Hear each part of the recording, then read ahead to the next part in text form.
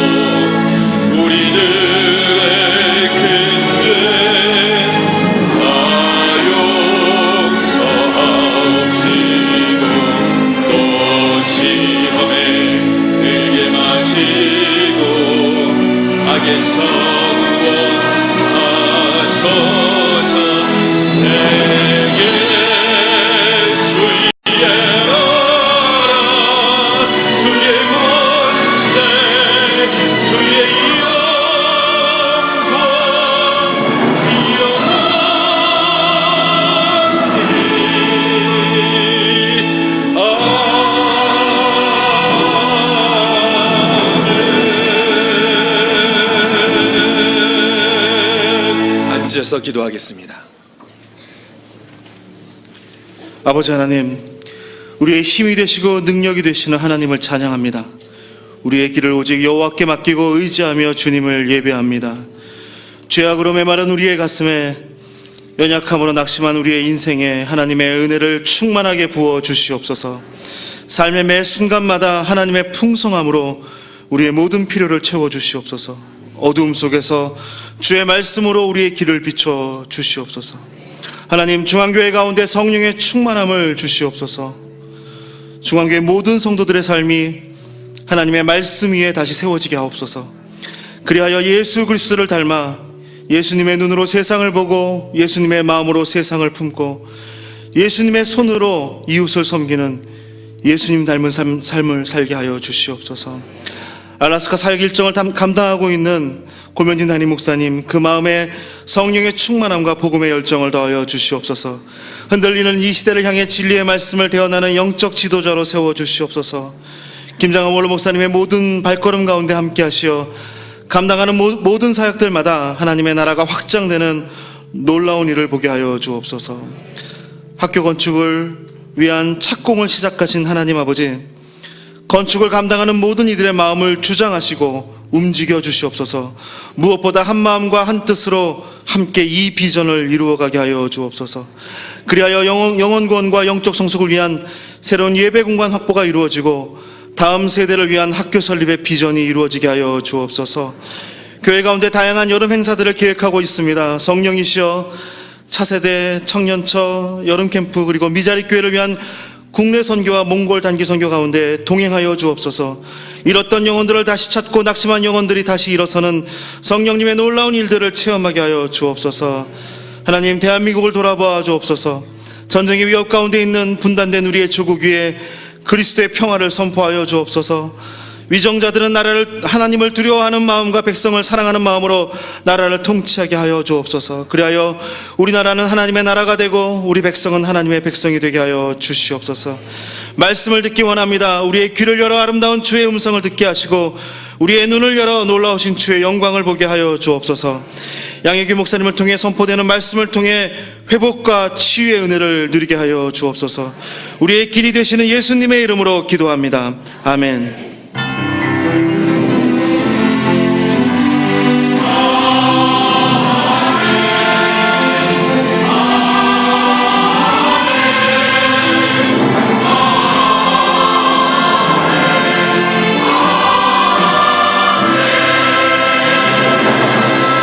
찬송 30장 1절과 4절 여호와 하나님을 찬양합니다.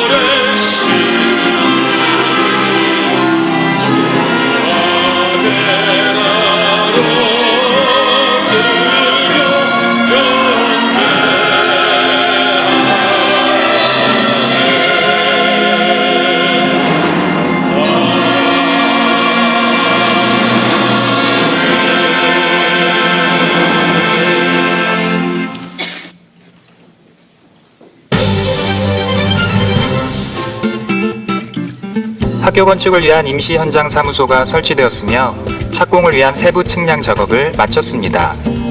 학교가 완공될 때까지 한 건의 안전사고도 발생하지 않도록 성도님들의 기도를 부탁드립니다. 우리의 111 기도 위에 꿈이 세워집니다. 지갑 속에 111 기도카드를 항상 소지하고 학교 건축과 중앙교회를 위해 기도해 주시기 바랍니다. 사모하며 기도하는 우리에게 좋은 것으로 채우실 것을 확신합니다.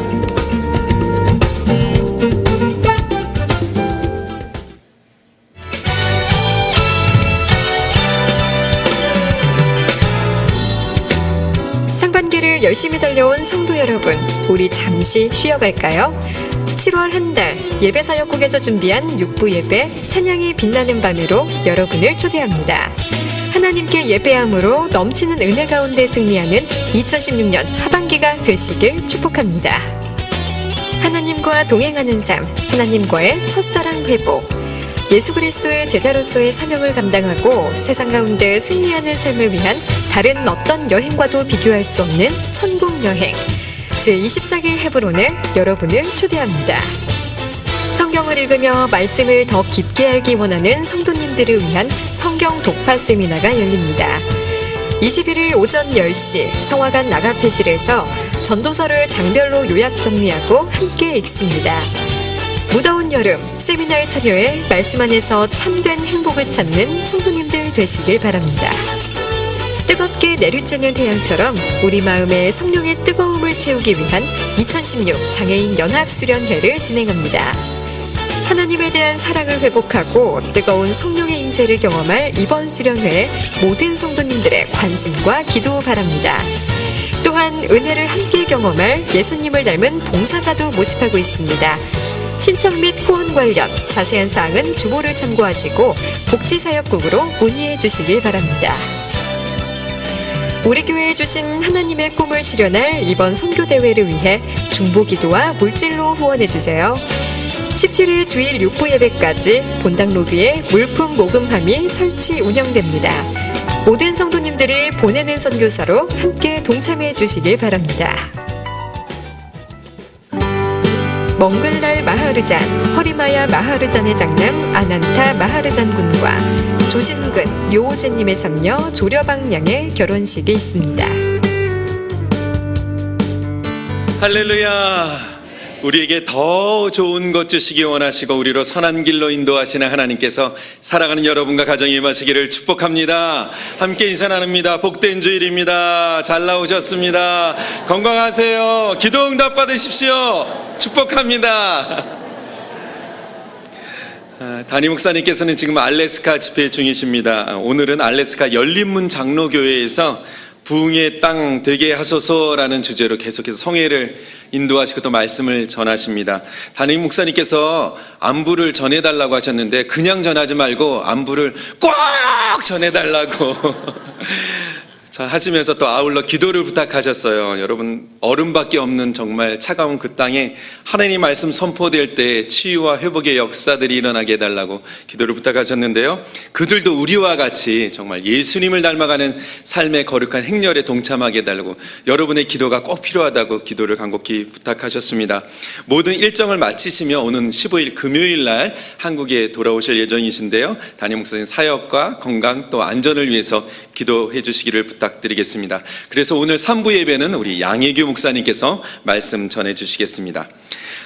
여러분 영상 광고 보셨죠? 우리 꿈의 땅 강교에 이제 건축 사무소도 세워지고 이제 측량들 작업들이 계속 이루어지고 있고요. 이제 곧 첫 삽을 띄게 될 것입니다. 특별히 안전하도록 여러분 기도를 부탁드리겠습니다. 새가족 1일 가정 안내가 있네요. 그 3주 가정인데요. 그 직장 또 여러 가지 일들 때문에 새가 예배에 등록하시고 교회에 등록하시고 새가정 안내 가정 받지 못하신 분들은 그래서 그분들을 위해서 토요일 날 오전 시간에 준비했습니다. 하루 만에 다 끝나는 과정이니까요.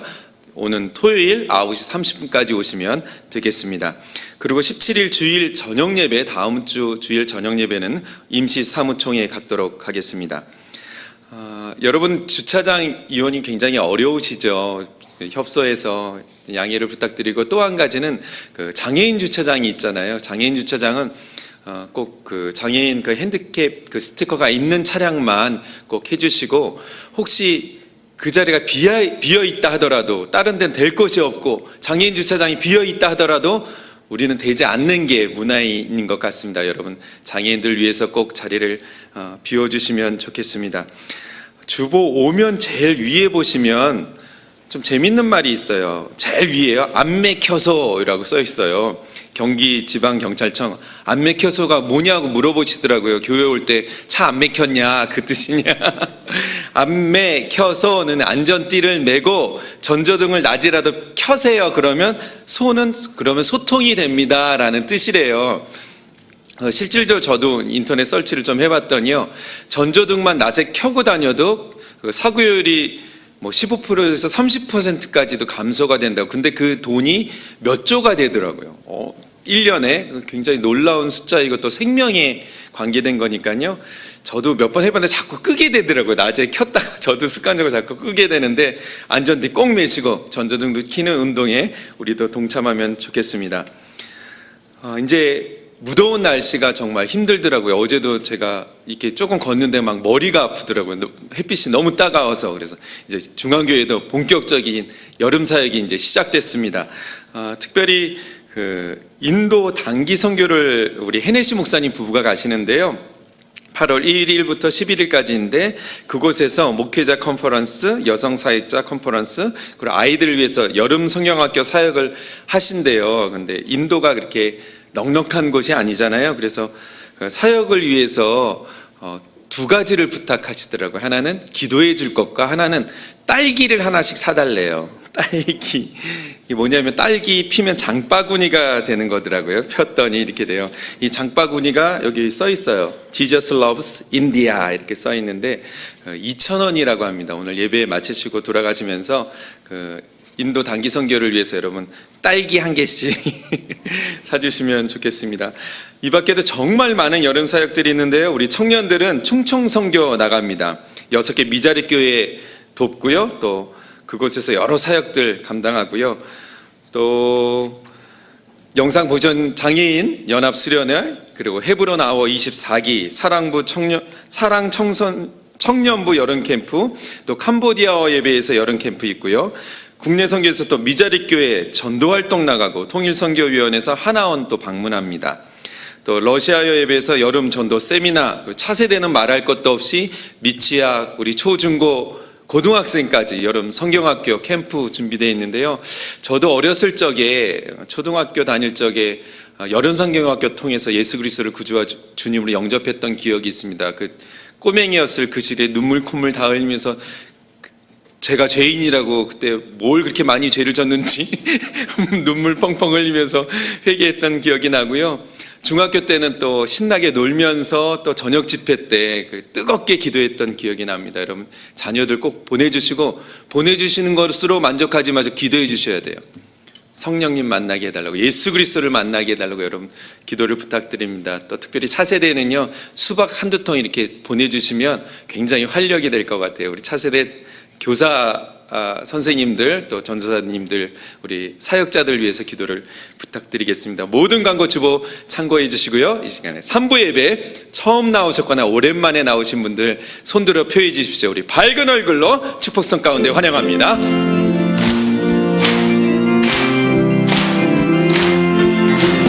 축복합니다. 주님의 이름으로 주님의 사랑으로 이곳에 보기 주의 거룩한 자녀에게 주님의 기쁨과 주님의 사랑을 충만하게 넘치기를 축복합니다. God bless you. God bless you. 축복합니다.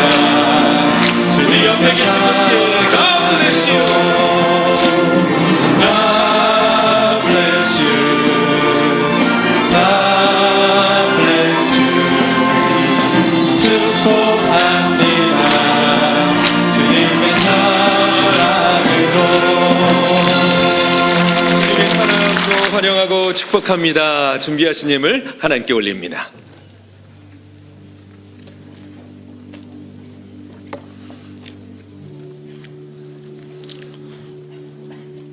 할렐루야. 사랑과 자비가 충만하신 하나님 아버지 은혜를 감사합니다. 오늘 주님의 귀한 날을 맞아요 주님 성전에 나와서 찬송과 기도로 주님께 영광 돌리시게 하여 주심을 감사합니다. 지난 한 주간 주님의 사랑으로 세상에서 살 때 주님께서 주신 말씀과 사랑으로 믿음을 지키고 생활할 수 있게 하여 인도하여 주심을 감사합니다. 주님의 날을 맞아 주님 성전에 나올 때 받은 은혜에 감사하여 주일 헌금과 11조, 감사, 건축 헌금 등 여러 항목으로 드리는 물질을 하나님께서 받아주시고 마음은 있으나 행편이 여의치 못한 손길과 드리는 손길도 주님께서 모두 붙잡아 주시옵시고 주님의 사랑이 가정마다 30배, 60배, 100배의 축복을 내려주시기를 바랍니다. 주님의 말씀과 사랑이 안 믿는 이들에게도 주님의 성전으로 향하는 주님의 귀한 백성이 되게 간절히 바라고 원하오며 이 모든 말씀 우리 주 예수 그리스도의 이름으로 감사하며 기도드리옵나이다. 아멘.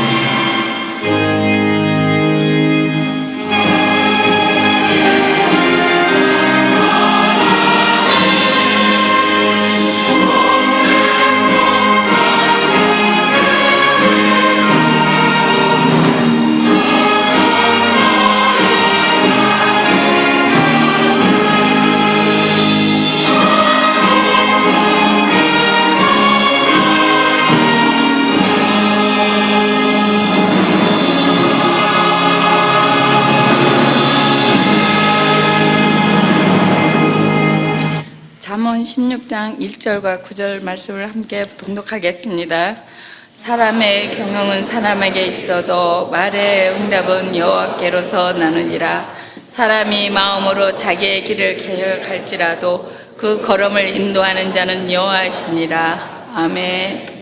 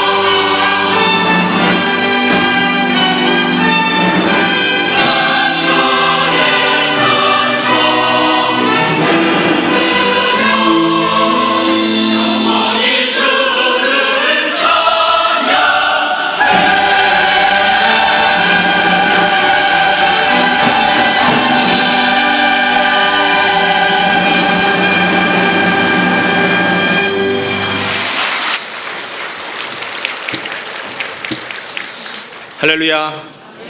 네, 2년 동안 미국에 가 있다가 다시 한번 돌아와서 여러분들을 만나 뵙게 된 것이 주님 안에서 감사하고 너무나 반갑습니다. 우리 옆 사람에게 이렇게 인사해 볼까요? 여름에 더 풍성한 은혜를 누리세요.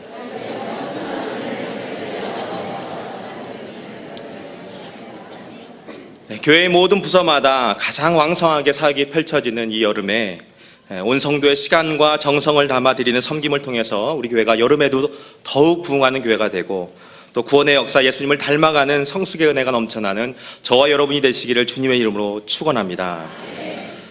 그렇게 자주 오던 버스가 기다리면 안 오고 또 흔하디 흔한 개똥도 약에 쓰려면 없다라는 말을 들어본 적이 있을 것입니다. 이와 비슷한 말들이 많이 있죠. 공부를 안 하면 몰라서 틀리고 어느 정도 하면 헷갈려서 틀린다. 학년 초에 저 애만 안 걸렸으면 참 좋겠는데 그 애가 꼭 짝이 된다거나, 가려움증은 손이 닿기 어려운 부분일수록 더 가려움증이 심해진다. 뭐 이런 이야기 들어보셨을 것입니다. 하려는 일마다 일이 잘 풀리기는커녕 더 꼬이는 것을 경험할 때 우리는 이런 현상을 가리켜서 머피의 법칙이다 이렇게 말을 하죠. 여러분은 어떻습니까? 살아오면서 마음과는 달리 일은 꼬이게 되고 관계는 틀어지면서 어려웠던 경험은 없으십니까? 무엇인가를 기대하며 계획했는데 기대와는 달리 실망만을 가지고 돌아섰던 경험들, 세상살이가 결코 만만하지 않구나 하는 경험들을 아마 다들 해보셨을 것입니다. 물론 반대로 잘 풀렸던 경험도 있었겠죠.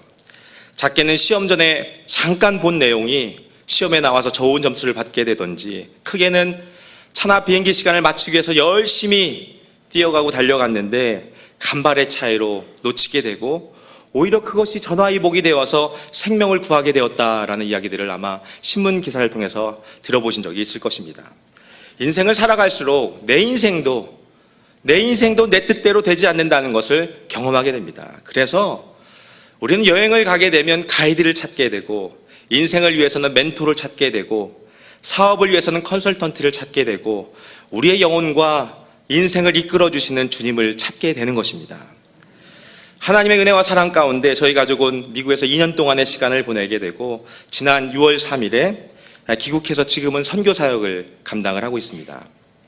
돌아보면 2년 동안의 미국 생활을 인도하신 그 하나님께 감사하고, 또 다시 돌아와서 사역할 수 있는 교회와 집을 예비해 주신 것도 감사하고, 많은 시간을 가족들과 함께 보내면서 좋은 추억을 갖게 된 것도 감사하고, 또 좋은 믿음의 사람들 만나서 함께 교제하고 함께 시간을 보내게 된 것도 감사하고, 참 감사한 게 많습니다. 하나님께는 영광을 돌리고 늘 기도로 함께 중보해 주신 중앙의 모든 성도님들께 감사를 드립니다.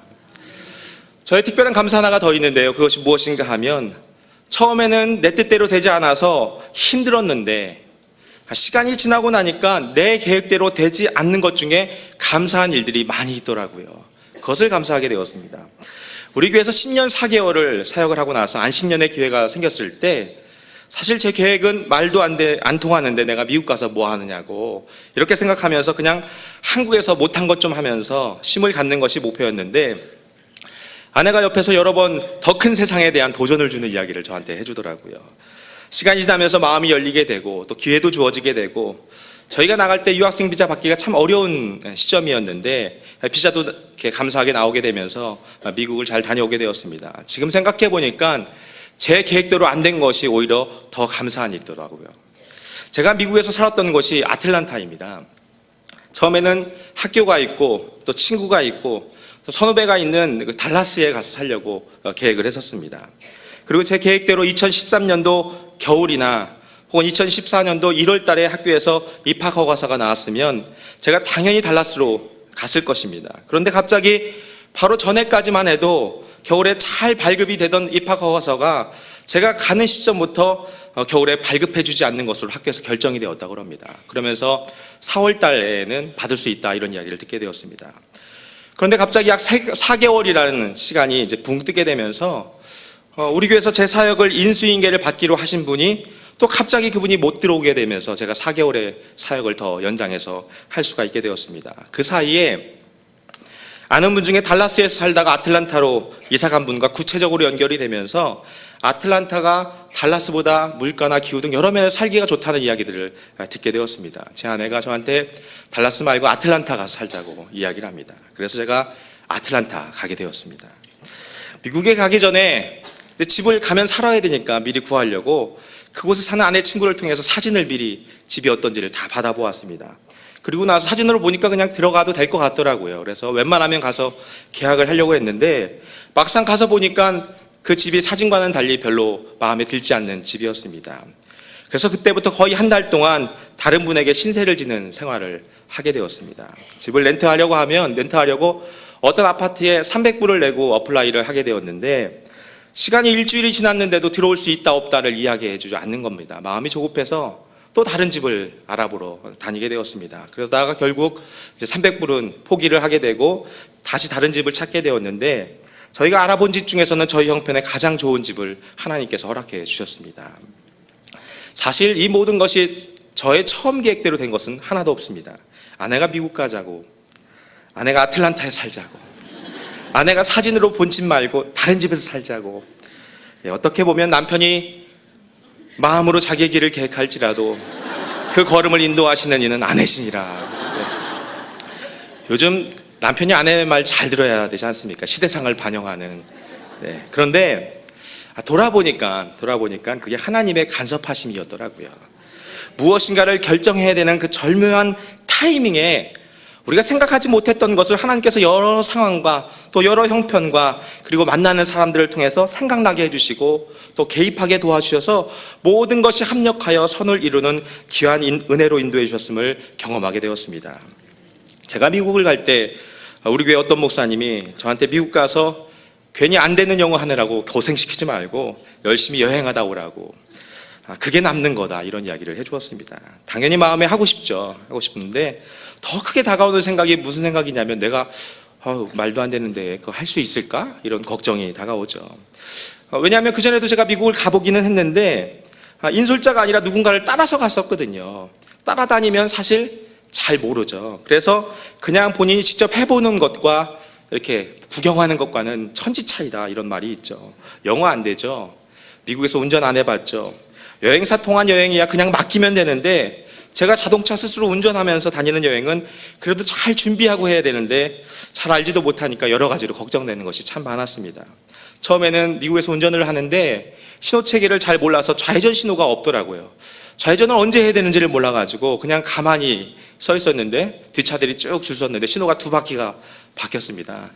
그때까지 기다려준 거예요. 근데 마지막에는 그분이 빵빵 해주셔서 그냥 가면 되는구나 하고 갔던 적도 있고, 여행을 갔다가 지갑을 다 잃어버려서 카드가 없어서 현금을 찾는데 애를 먹었던 경험도 있고, 이게 대책 없는 저의 처음 미국 운전이었고 저의 처음 미국 생활이었습니다.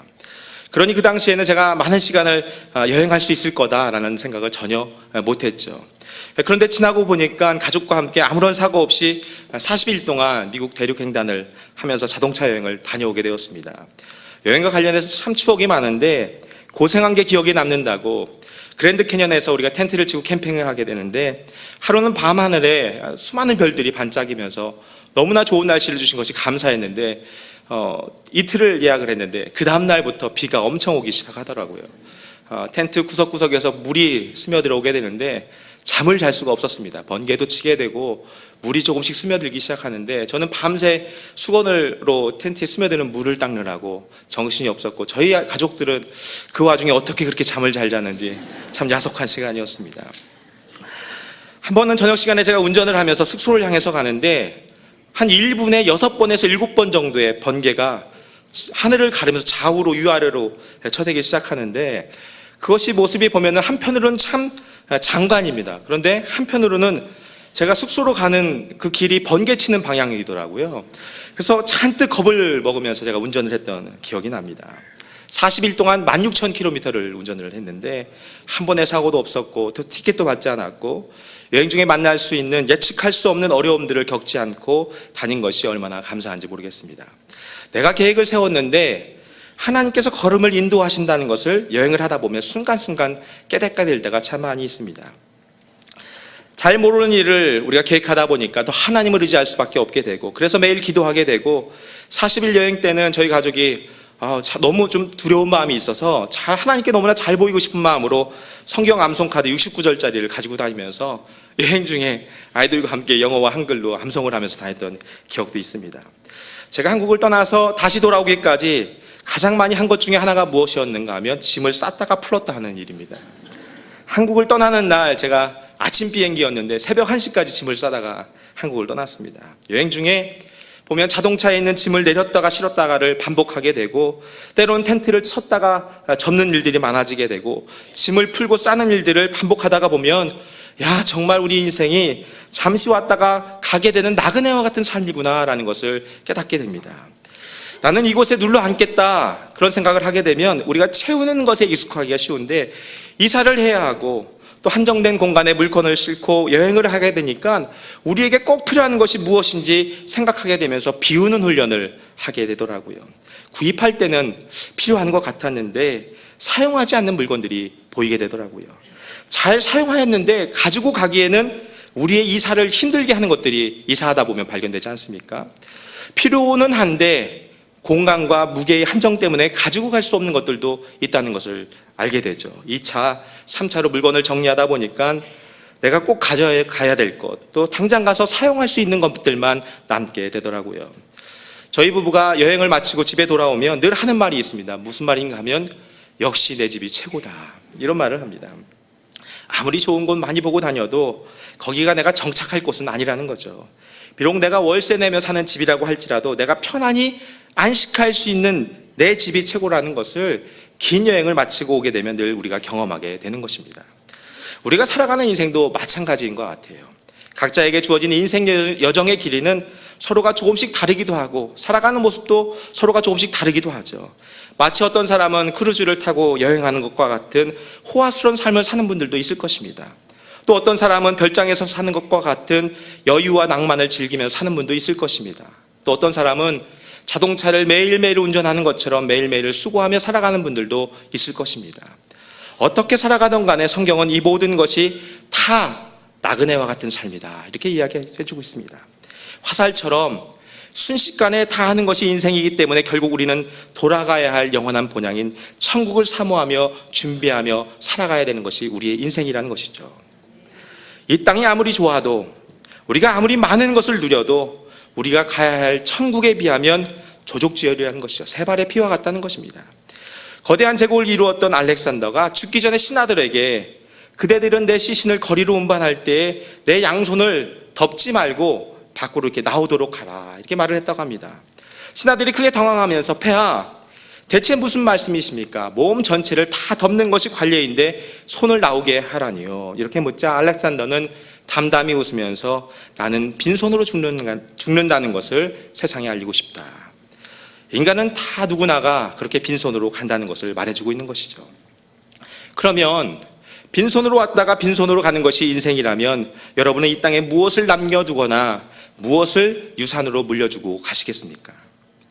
저와 여러분의 인생 걸음을 인도하시는 하나님 앞에 설 때 여러분이 정리하고 또 정리해서 이것만큼은 꼭 하나님께 드리고 싶다고 하는 것은 무엇입니까?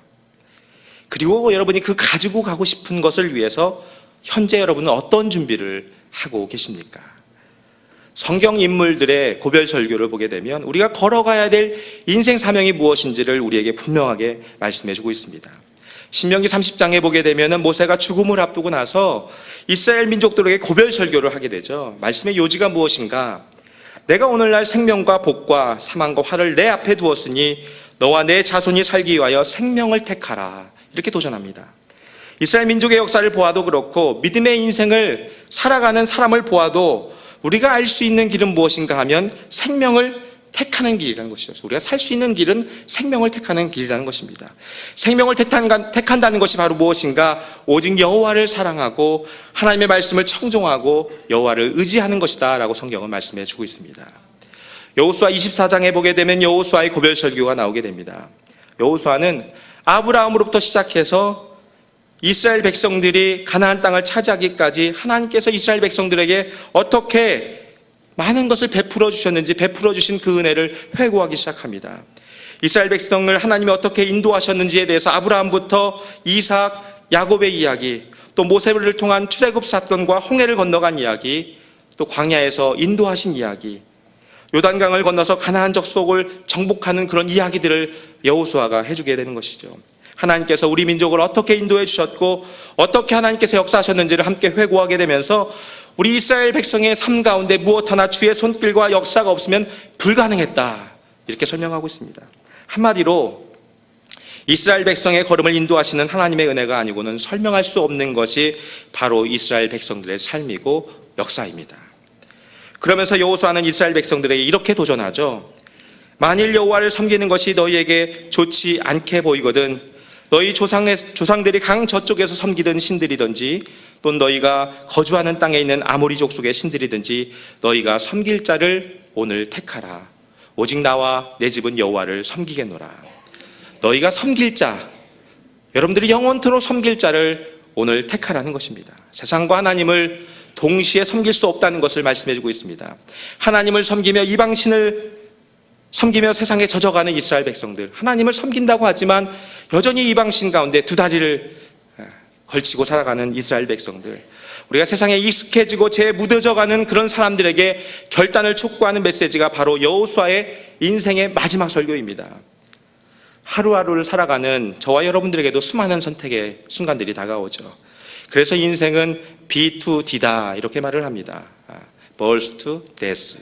이 세상에 태어나서 죽음으로 세상을 마치기까지 B와 D 사이에 있는 C, 초이스를 날마다 태어나서 인생을 마칠 때까지 우리가 선택하며 살아가게 된다는 것이죠. 여러분이 오늘 교회를 나올 때 아침에 내가 오늘 교회에 무슨 옷을 입고 나갈까도 아마 선택하셨을 것입니다. 오늘 내가 2부 예배를 드릴까 혹은 3부 예배를 드릴까도 선택하신 분이 있을 것입니다. 내가 오늘 예배 마치고 점심은 뭐 해 먹지? 이런 것들도 선택하게 될 것입니다. 사소한 것에서부터 중요한 것까지 하루하루 결정하는 일들이 우리에게 엄청나게 많이 있다는 것입니다.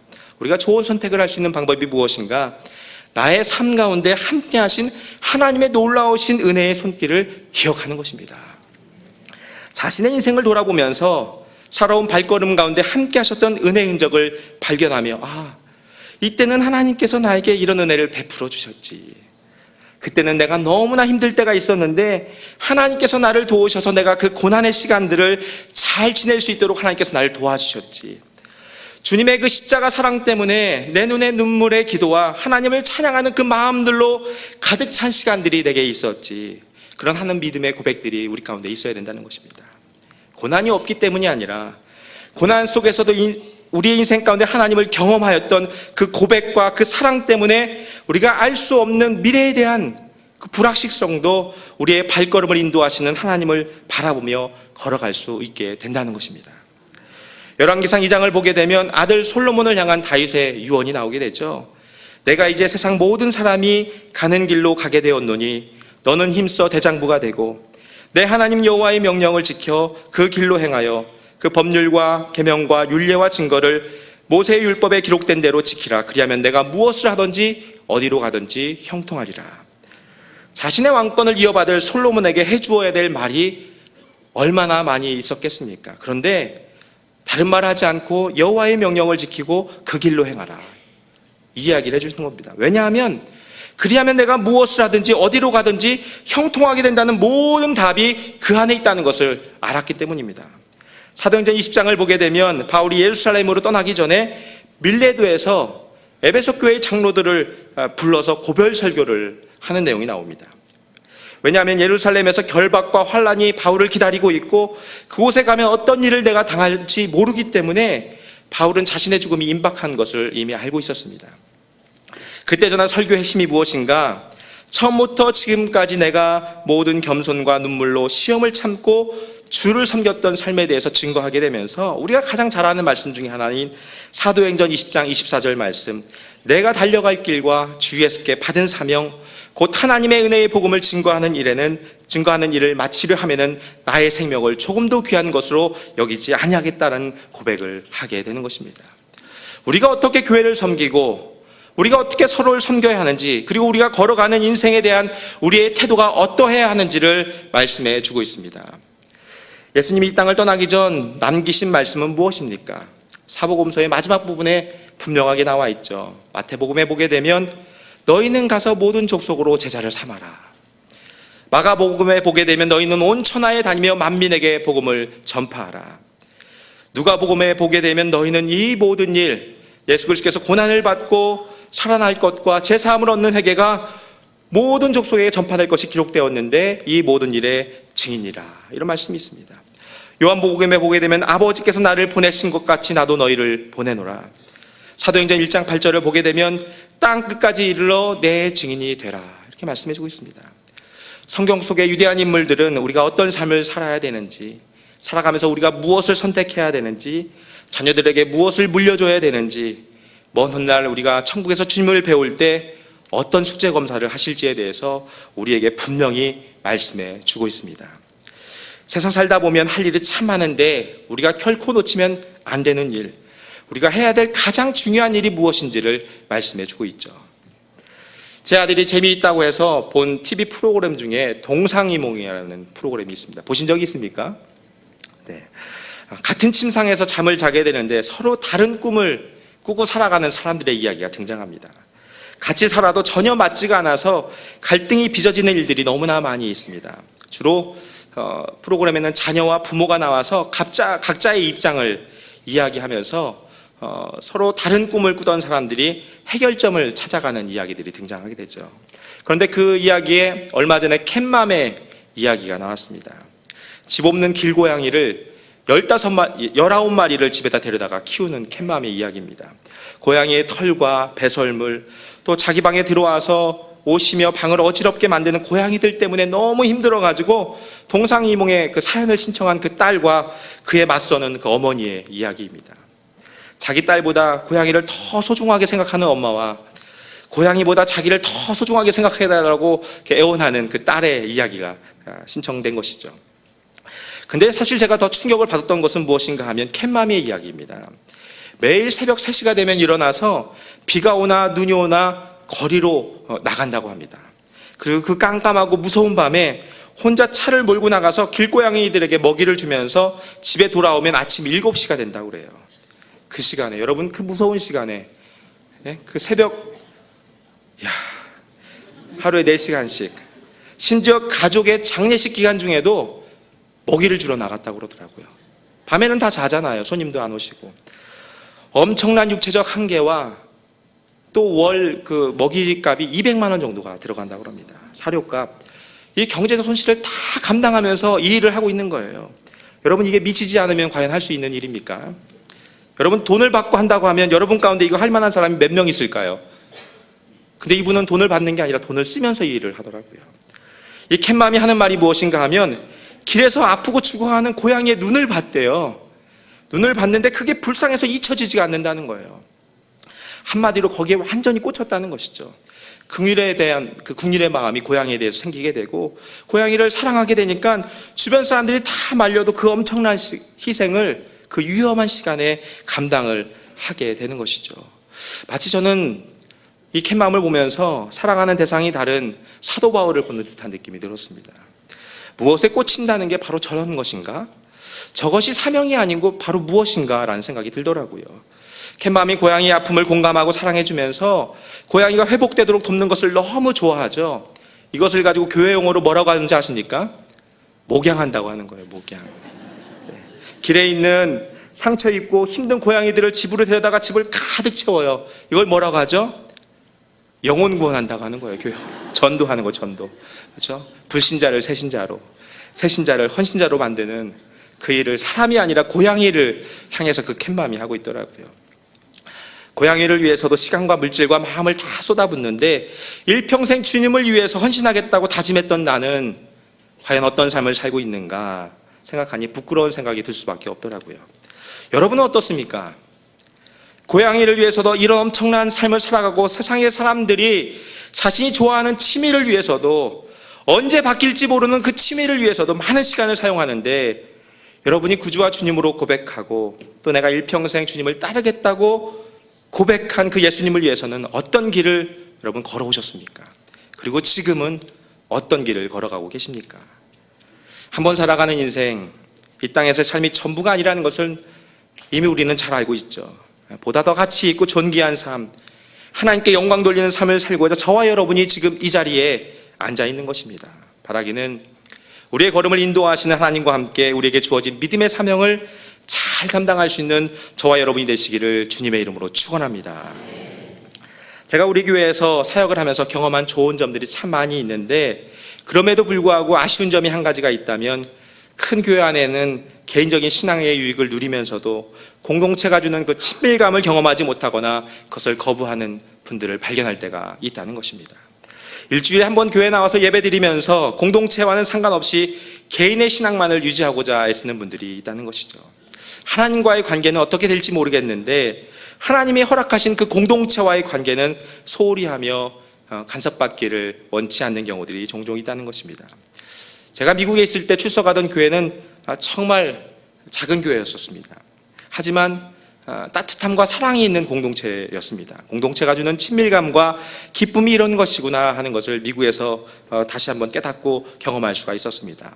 그러다가 제가 미국 교회를 좀 보고 배우고 싶은 마음이 있어서 잠시 제가 다니던 작은 교회를 떠나게 되었습니다.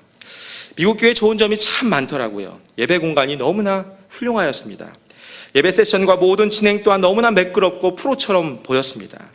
매력적이고 좋은 프로그램들이 너무나 많이 있었습니다.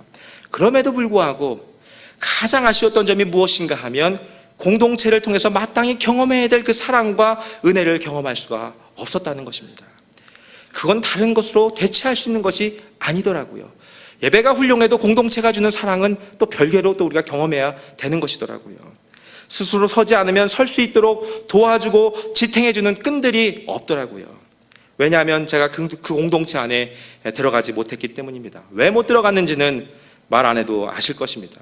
그분들이 저와 다른 언어를 쓰더라고요. 모든 것이 좋아 보였는데 그것으로도 공동체가 주는 친밀감 대체할 수가 없었다는 것이죠. 성경에서 많이 나오는 단어 중에 하나가 어떤 단어냐면 서로라는 단어예요. 서로 사랑하라, 서로 짐을 지라, 서로 용서하라, 서로 용납하라, 서로 격려하라, 서로 덕을 세우라. 서로라는 단어가 참 많죠. 그래서 기독교는 서로의 신앙이고 함께하는 신앙이다 이렇게 말을 합니다. 서로라는 단어는 한 개인이 사용할 수 있는 단어가 아니죠. 공동체가 함께 있을 때만 사용할 수 있는 단어가 바로 서로라는 단어예요. 그러면서 이 과정을 통해서 우리가 서로 다른 지체들이 하나가 되어가는 성숙함에 우리가 이르게 되고 그것이 바로 그리스도의 몸된 교회로 성장하고 하나가 되어가는 기쁨을 누리게 되는 것이죠. 간혹 저는 교회 나오는 사람들부터 적당히 하는 것이 좋다. 공동체에 깊이 들어가면 너 상처받을 수 있어. 그러니까 거리를 적당히 두어야 돼. 이렇게 이야기하는 경우를 들어본 적이 있습니다. 그런데 여러분, 가족은 어떻습니까? 우리 가족이 친해지고 우리 가족이 깊은 관계를 이루면 때로는 상처를 받는 일이 있기 때문에 난 가족과도 거리를 두고 살아야 돼. 이렇게 이야기한다면 그 말이 맞습니까? 그런 가족을 우리가 건강한 가족이라고 이야기할 수 있습니까? 상처를 주고받는 관계, 이 관계를 좀 다른 각도에서 보면 기쁨을 얻는 관계라고 표현할 수도 있을 것입니다. 어제 터키에서 시리아 난민 30명에게 시민권을 발급하겠다고 발표하였습니다. 여러분, 지금 제가 이 소식을 말씀드렸는데 굉장히 기쁘죠? 네. 좋은 소식이라는 것은 알겠는데 막 기쁘고 즐겁습니까? 그렇지는 않다는 거예요. 그냥 일반적으로는 그냥 그런가 보다, 그런 일이 있었나 보다, 잘 됐네, 여기까지는 할 수 있겠죠. 나와 전혀 상관없는 어떤 사람이 잘 되거나 혹은 잘못되었다는 소식을 들을 때 우리는 그 사람 때문에 기쁨을 얻거나 상처를 받지 않는다는 거예요. 왜냐하면 그 사람은 나와 공동체가 아니기 때문이에요. 반면에 가족이라면 어떻습니까? 웃었다 울었다가 기쁨과 슬픔을 함께 나눌 일이 얼마나 많이 있습니까? 가족이기 때문에 기쁨과 슬픔을 함께 우리가 나누는 것처럼 저와 여러분이 하나님의 가족이고 공동체이기 때문에 우리의 삶과 우리의 사역 안에는 기쁨도 있지만 때로는 함께 나누어져야 될 그 부담과 아픔들도 공존한다는 것입니다. 그래서 공동체에서 느낄 수 있는 감정이라는 것은 기쁨과 슬픔 둘 다입니다. 둘 중에 내가 만약에 어느 하나만을 선택해서 얻을 수 있다면 그건 공동체라고 볼 수가 없는 것이죠. 공동체야말로 서로의 민낯이 드러나는 경우가 있는 곳이고 서로를 더 잘 이해하고 수용해 줄 수 있는 곳이고 때로는 내가 더 많이 다듬어야 될 부분이 무엇인지도 배울 수 있는 곳, 그것이 바로 공동체인 것입니다. 캘리포니아의 레드우드 공원에는 수천 년 된 수십 미터 크기의 나무들이 질비하게 늘어서 있습니다. 사람들은 이 나무들이 수천 년 동안 오래 버티고 서 있을 수 있는 그 힘이 깊은 뿌리에서 온다고 생각을 하였습니다. 그런데 실제로는 그 레드우드들의 나무의 뿌리들은 깊지가 않다고 합니다. 그런데도 뽑히지 않고 자랄 수 있었던 원인이 무엇인가? 짧은 뿌리들이 서로 얽히고 설키고 해서 서로 넘어지지 않게 붙잡아 주고 있기 때문이라고 하죠. 아무리 크고 아무리 멋진 그 나무라 할지라도 혼자 서 있는 나무가 없다는 것입니다. 레이 오트랜드 박사는 말하기를 다른 성도들과 함께 기도하고 섬기는 일에 동참하지 않아서 자신도 다른 성도를 모르게 되고 다른 성도도 그를 모른다면 그런 그리스도인은 하나님께 순종하는 그리스도인은 아닙니다. 그는 하나님의 뜻을 행하지 않는 그리스도인입니다. 그의 신학이 아무리 건전하다 할지라도 그는 주님께 순종하지 않는 자라고 말했습니다. 고린도전서 12장 26절을 보게 되면 만일 한 지체가 고통을 받으면 모든 지체도 함께 고통을 받고 한 지체가 영광을 얻으면 모든 지체도 함께 즐거워한다. 이렇게 말씀하고 있습니다. 마치 예수님이 받으셨던 그 십자가의 고통과 처형을 통해서 나를 향한 주님의 사랑을 내가 느끼게 되고 그 십자가를 통한 감격과 은혜를 누리게 될 때 우리는 주님을 향해서 좁은 길을 가게 되고 주님의 영광을 위해서 십자가의 길을 걷게 되고 늘 헌신하면서 제자의 길을 따라갈 수가 있는 것처럼 우리가 공동체가 갖고 있는 아픔과 어려움에 기꺼이 동참하며 나아가게 될 때 고난을 함께 극복하면서 공동체가 줄 수 있는 진정한 기쁨과 은혜를 맛볼 수가 있게 되는 것입니다. 그런 면에서 사도 바울이 모든 겸손과 눈물로 시험을 참고 공동체를 섬겼다는 말씀은 우리에게 큰 위로가 되는 동시에 우리가 공동체를 섬길 때 따라야 될 모범이 되는 것입니다. 사랑하는 성도 여러분, 중앙교회를 통해 주시는 하나님의 은혜와 기쁨을 누리시기를 원하십니까? 그렇다면 우리의 발걸음을 인도하시는 하나님을 바라보고 함께 거룩한 꿈을 꿀 수 있기를 간절히 바랍니다. 단순히 우리가 꿈을 꾸는데 그치지 말고 한 걸음 더 나아가서 함께 그 꿈을 만들어가는 저와 여러분이 되기를 바랍니다. 내 힘으로 할 수 있는 것이 때로는 지극히 미약하지만 우리가 한번 살아가는 인생, 우리에게 맡겨진 하나님의 그 거룩한 부르심 앞에 순종하면서 저와 여러분의 발걸음을 인도해 주시고 우리 공동체를 세워가시는 하나님의 손길과 역사를 경험할 수 있게 되기를 주님의 이름으로 축원합니다. 우리 함께 기도하겠습니다.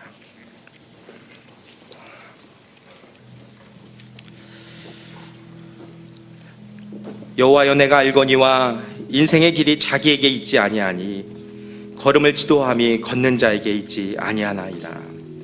내 지혜, 내 계획, 내 힘으로 다 되는 것이 아니구나 하는 것을 경험합니다. 우리의 발걸음을 인도해 달라고, 내 자녀도, 우리 가정도, 우리 직장도, 사업도 도우시고 지도해 달라고 주님 앞에 아뢰지 않겠습니까?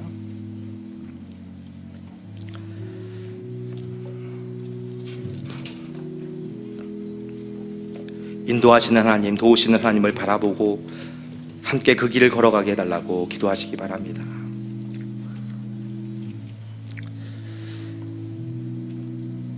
교회가 다음 세대를 향한 학교 건축에 거룩한 꿈을 꾸며 나아가고 있습니다. 다음 세대가 중요하다고 외치는 구호들은 무성하지만 거룩한 행렬에 마음을 들이는 사람은 많지 않습니다. 하나님, 우리 교회가 꿈꾸는 다음 세대를 위한 학교 건축에 발걸음을 인도해 달라고 기도하시기 바랍니다. 그리고 그 발걸음에 함께 동행하는 자신이 되도록 주님 앞에 결단하는 기도를 드리면 어떨까요? 하나님, 제가 함께 하겠습니다. 제가 공동체의 기쁨과 부담을 함께 나누는 사람으로 서겠습니다. 이렇게 기도하면 어떨까요?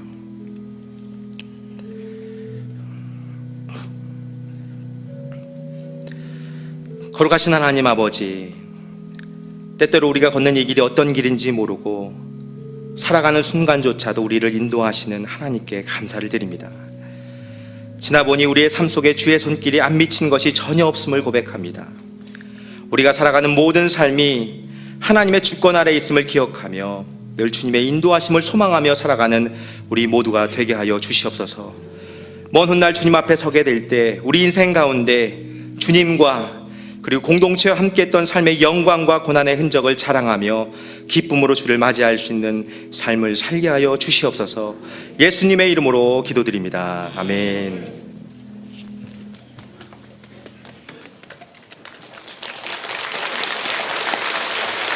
우리 다 함께 일어나서 찬송 492장 우리 한 절 찬양합니다. 나의 영원하신 기업.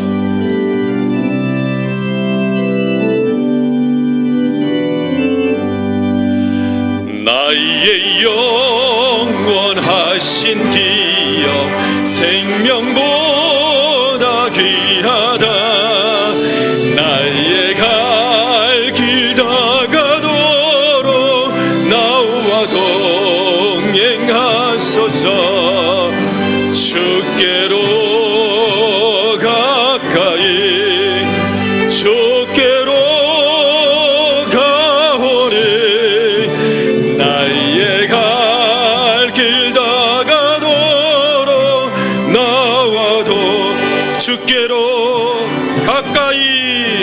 주께로 가까이 주께로